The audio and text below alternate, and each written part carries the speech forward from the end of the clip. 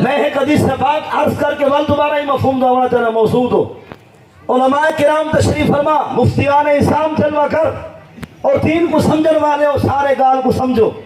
مشکات المصابی جلد اول باب الامامہ کتاب الصلاۃ نمبر 100 کی پہلی حدیث سے پاک ہے. راوی سیدنا ابو مسعود رضی اللہ تعالیٰ عنہ آپ فرماتے ہیں قال رسول اللہ, اللہ کے رسول حضرت محمد صلی اللہ علیہ وسلم نے ارشاد فرمائے, نبی سے فرمائے لا یؤمن الرجل فی سلطانہ. جب مفہوم بڑھ دے ساری بولی بچ نبی سے فرمائے بھاوے تو مسجد دا امام ہے, بھاوے تو عید گاہ دا امام ہے, بھاوے جنازے گاہ دا امام ہے, بھاوے جمعے دا امام ہے, جب میں تو مسلح تک گئی تیرا وقت بادشاہ مسلمان آگے. حضور فرمائے میں نبی آدھا مسلح چھوڑ مسلح ہوتا ہے. نہ سمجھی میرا یار آئی گا.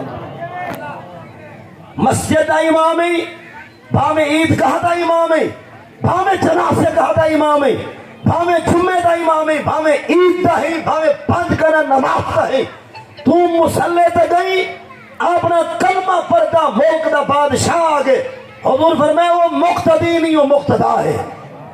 ان کو پچھلی صفحہ نہ کھڑا, میں نبی داد امامہ مسلح چھوڑ مسلح بادشاہ کو دے.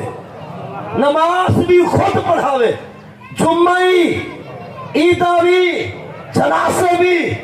اور ایسا دین کیا ہے تائیں کیا سمجھے ایسا کیا سمجھے. سبحان اللہ. نبی سے جو فرمائے سچے فرمان حضور دا بر حق کے, سچی گال, کھری گال, سونی گال, سچی گال.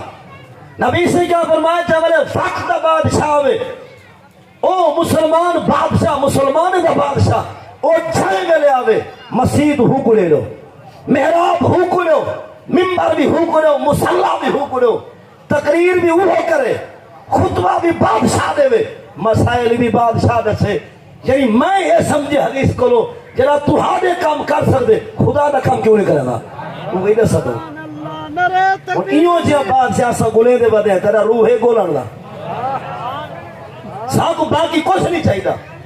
اسادہ جیوے سادے رب فرمائے, جیوے سادے پاک رسول فرمائے, رب اسا کو ہی ہو جا بادشاہ دے.